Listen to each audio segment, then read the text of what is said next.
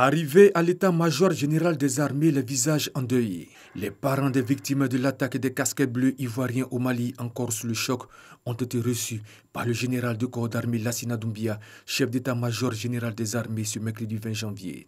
Cette action intervient quelques jours après sa visite auprès de ses hommes au Mali, précisément à Tombouctou.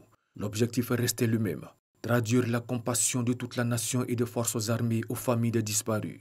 Il les a assurés de son soutien avant, pendant et après les obsèques. Il leur a en outre expliqué les circonstances dans lesquelles leurs enfants, maris, frères, oncles, neveux ont perdu la vie.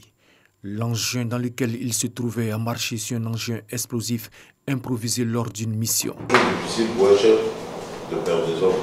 Quand vous envoyez des gens en mission, vous espérez que tous vous reviendront au terme de la mission. Mais il y a ce que nous souhaitons et il y a ce que Dieu décide. Et on ne peut que s'incliner devant la volonté de Dieu. Nous ferons tout ce qu'il faut pour leur rendre des honneurs à la hauteur du sacrifice qu'ils ont consenti. Le général de corps d'armée Lassina Doumbia a aussi informé les parents des victimes qu'une cérémonie d'hommage militaire a déjà été faite en leur mémoire le mardi 19 janvier dernier au quartier général de la MINUSMA à Bamako par l'ONU et l'État malien. Et ils ont reçu à cet effet la médaille d'honneur des Nations Unies à titre posthume.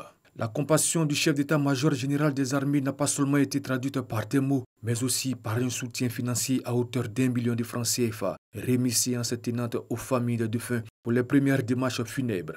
Les familles éplorées, soulagées par ce geste, ont exprimé toute leur gratitude au chef d'état-major général des armées pour son soutien à travers l'aide qu'il leur apporte dans ces moments difficiles que traversent l'ensemble des familles. Au cours de cette rencontre, le programme des obsèques a été connu. Jeudi 21 janvier, audience accordée par le Premier ministre et ministre de la Défense Ahmed Bakayoko aux familles des victimes. Vendredi 22 janvier, arrivée des dépouilles par voie aérienne à la base aérienne d'Abidjan à 17 h.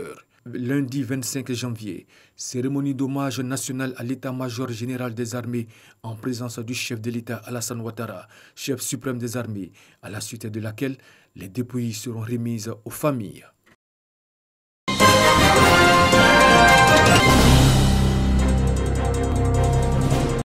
Après le secteur des bars, maquis et restaurants, le monde agricole n'est pas loin de subir l'impact de la Covid-19.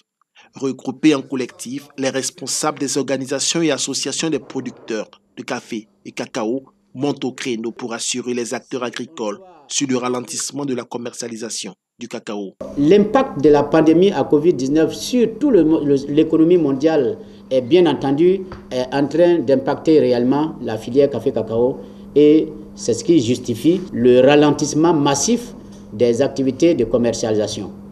Parce que bien quand vous voyez des couvre-feux s'établissent sur les pays de l'Europe où les gens n'ont plus la possibilité de sortir, où des navires ne peuvent plus circuler, bien entendu, ça crée un blocage ou une constipation au niveau des ports. Pour le conférencier, les principales organisations productrices ont engagé des discussions avec le gouvernement en vue d'atténuer la situation qui prévaut actuellement. Ils entendent mener des actions d'information et d'explication auprès des producteurs. Nous sommes venus rassurer la population agricole, surtout les producteurs de café-cacao, que c'est un moment difficile, mais qui n'est pas un désespoir pour ces producteurs-là, parce que le Conseil du café-cacao, le gouvernement est à pied d'œuvre pour trouver une solution, de sorte que nous ne vivons pas trop l'impact de cette maladie sur les producteurs.